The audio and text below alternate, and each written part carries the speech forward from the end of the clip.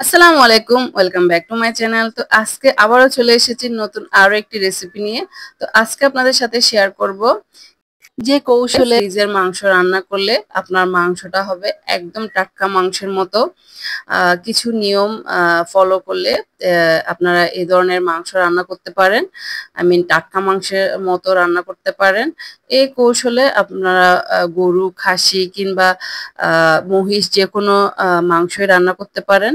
আর মাংস রান্না করার পরে খেলে বুঝতে পারবেন সেটা একদম টাটকা মাংসের মতো। আর এই ধরনের আরো নিত্য নতুন এবং মজার মজার রান্নার ভিডিও আপডেট পেতে চাইলে চ্যানেলটা প্লিজ সাবস্ক্রাইব করে পাশে থাকা বেল আইকনটি অন করে দিবেন। আর যদি ভিডিওটা ভালো লাগে তাহলে অবশ্যই একটা লাইক দিতে ভুলবেন না।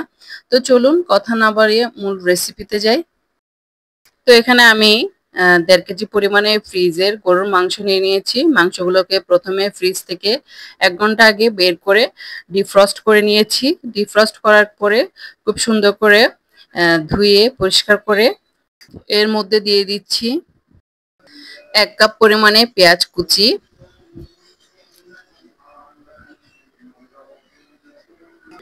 2 টেবিল চামচ দিয়ে দিচ্ছি রসুন বাটা,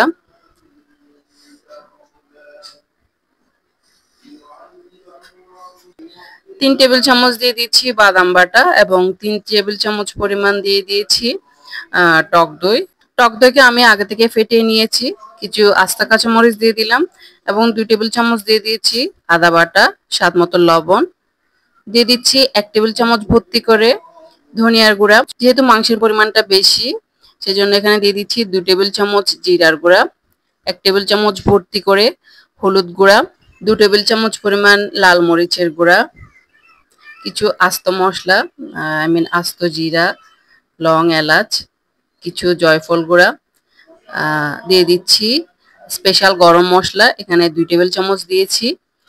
আর আর এটা আমি আজকে সরষের তেলে রান্না করব। তো 500 ml এর বোতলের সরষের তেলের এখানে আমি মোট 250 ml এর চেয়ে একটু বেশি পরিমাণে সরিষার তেল ইউজ করেছি। তো এখন সবগুলো উপকরণকে আমি ভালোভাবে হাত দিয়ে মাখিয়ে নিচ্ছি, যেহেতু আমি আজকে হাতে মাখানো মাংসটা রান্না করব। ফ্রিজের মাংস রান্না করার ক্ষেত্রে হাত দিয়ে মাখিয়ে রান্না করলে এই মাংসটা অনেক বেশি টেস্টি হয়। এমনিতেও নর্মাল আমরা যেভাবে রান্না করি সেভাবেও মজা হয়। কিছু স্টেপ ফলো করতে হয়, কিন্তু হাতে মাখানোটা অনেক বেশি টেস্টি। এভাবে আমি 30 মিনিটের জন্য ম্যারিনেশনে রেখে দিলাম এবং 30 মিনিট পর এটাকে চুলায় বসিয়ে দিলাম।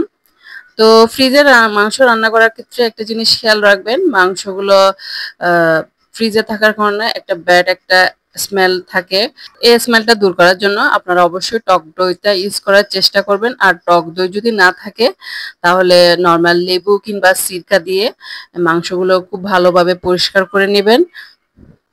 আর বাদাম বাটাটা ইউজ করার চেষ্টা করবেন। বাদাম বাটাটা ইউজ করার কারণে অনেক বেশি টেস্টি হবে। আর আমি যে জয়ফল গুঁড়াটা ইউজ করেছি এটার কারণে মাংসের মধ্যে একটা সুন্দর একটা স্মেল তৈরি হবে। তো এখানে আমি মাংসগুলোকে একটু নেড়ে নিচ্ছি। যেহেতু চুলায় বসিয়ে দেওয়ার পর কিছুক্ষণ পর আমি ঢাকনাটা তুলে মাংসগুলোকে একটু নেড়ে নিচ্ছি। চুলার জালটা মিডিয়াম টু লো এর মাঝামাঝিতে থাকবে। এর মিনিট 5 পর আমি ঢাকনাটা তুলে আবারও মাংসগুলোকে খুব ভালোভাবে নেড়ে নিচ্ছি। দেখুন অনেকটাই পানি ছেড়ে দিয়েছি, যেহেতু ফ্রিজের মাংস এখানে অনেকটাই পানি ছেড়ে দিয়েছে।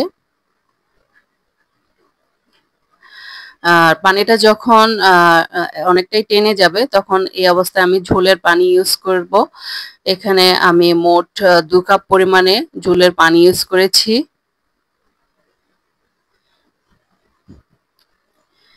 এই পানিগুলো দিয়েই একদম মাংসটা সিদ্ধ করে নিব।